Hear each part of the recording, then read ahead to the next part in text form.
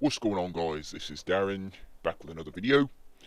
Today I'm going to try and make a short video. I don't have much time, I've got a lot of work to do, but I of course wanted to talk about what is on everybody's minds right now, and that is the gorilla crisis. I kind of just wanted to give my opinion on it as usual. This is something that I'm a little bit of an expert in. I worked in the animal care um, field for a little bit of time, realized that it definitely wasn't my interest. But I just wanted to kind of give a little bit of insight to those of you that may not know how these things work. So, just to start off, for those of you guys that don't know, there was in the Cincinnati Zoo a gorilla, silverback gorilla, which is a endangered species, um, and a little boy fell in, and the gorilla got the little boy, and in the end, they had to shoot the gorilla to save the boy's life. Now, a lot of people are getting angry because they're saying there was no reason to shoot the little the gorilla, and there was a lot of steps that could have been taken. So, one of the first rules that you learn about when you're taking care of animals, animal care on a zoo level or laboratory level, is that whenever there's a choice between human life and the life of an animal, you always choose a human life. So, if you have to save, let's say, there's a fire in a research facility and there's 150 rats that are going to burn alive, or you can choose to save one human being. For most people, that choice would obviously be save the human, even though 150 rats are going to die, burn alive. But that's the choice that we have to make because that one human life is more important than 1,000 rats or more. Just to kind of go into this, a lot of people may say my example isn't good because there are tons of rats in the world. When you're researching on animals, there are some very rare species of those animals. They don't just take rats off from the streets of New York City and put them in a little box and test on them. There are selectively breeded rats that are very rare and very expensive to find. Much more than I'm worth or you're worth or anything like that unless you're Donald Trump. So 150 of these specialized rats that cost something like $2 million, or a human who is, let's say, just fresh out of college, a researcher, okay, whose life is more important? It's still the human life. So I think when it comes down to it, the people made the right choice.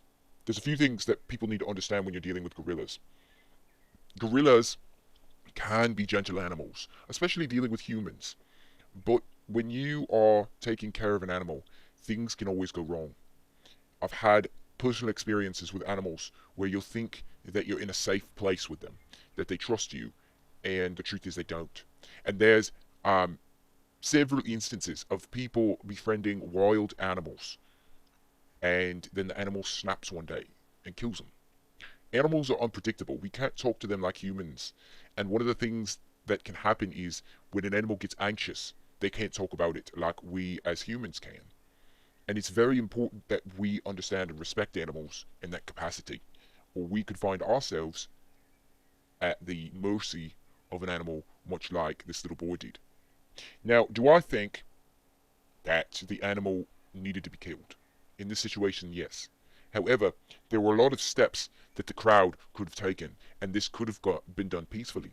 I don't put the blame with the parent, mostly, because the parent, people make mistakes, and it just so happens that this parent made a mistake at the zoo, and it was a very wrong mistake. You look down for 5 seconds, and your child is gone, and that happens to many parents. This zoo has only had this happen once, and this one time is the one instance when a human being has made it into one of these enclosures who wasn't supposed to be in there. It just so happens it was a child, and it just so happens that a parent wasn't watching the child, and the child ended up in there.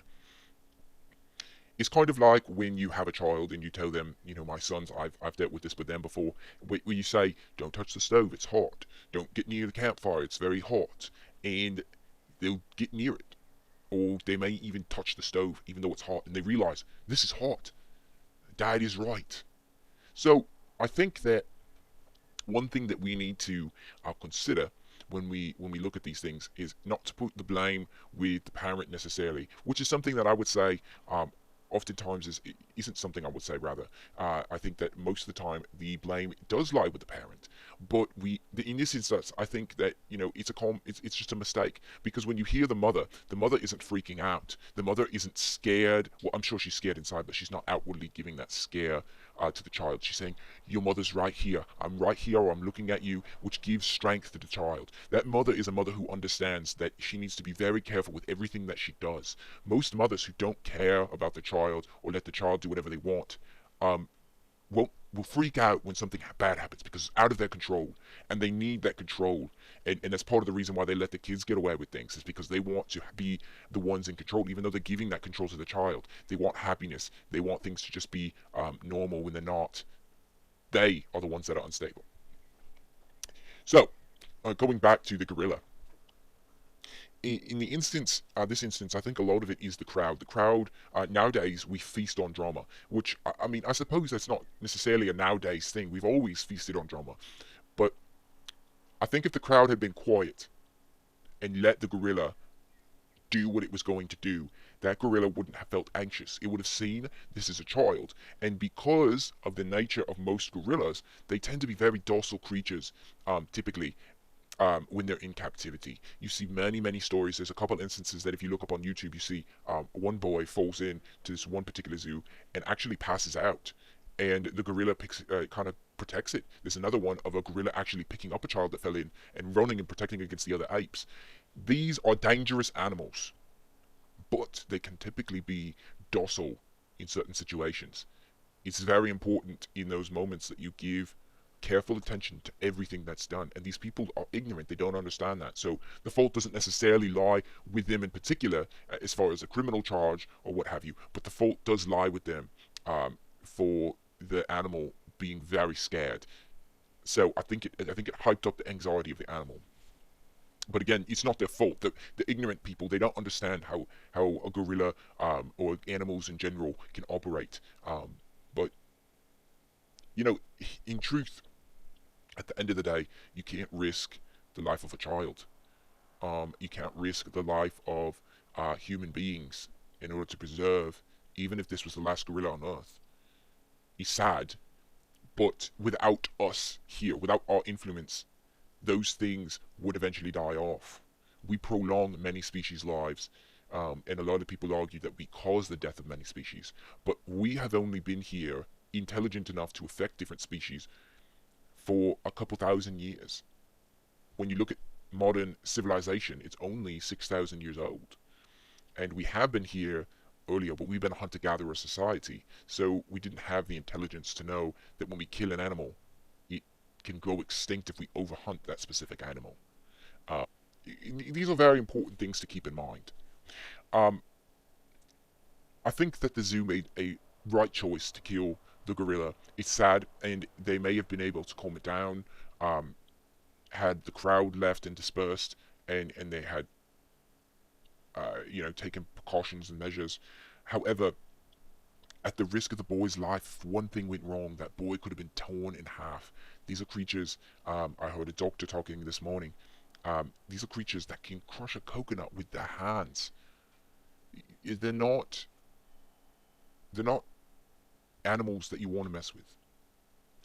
It was the right choice to take out the animal, and I definitely respect and sympathize with the zookeepers, because I know, with all the controversy going on, that they're feeling pain. This wasn't just an animal that they decided to kill. This was their friend, and people don't understand that. The relationship between animal care and an animal is very strong. No one likes to put an animal down. It's a very sad time, no matter how attached or unattached you are to the animal. So, the other thing too I wanted to add, there was one other thing. I can't think of it, but I hope you guys understand. When these people make these decisions, it's not just willy nilly. It's not just, hey, this is what needs to be done. Let's kill the animal. Let's go. This is a quick option. Most of the time, it's thought out, and people don't understand that this is what needs to be done. We don't make decisions like that anymore, because we live in a first world. You live in the third world. There is no way they would have even thought of the animal's life. They would have killed it on the spot.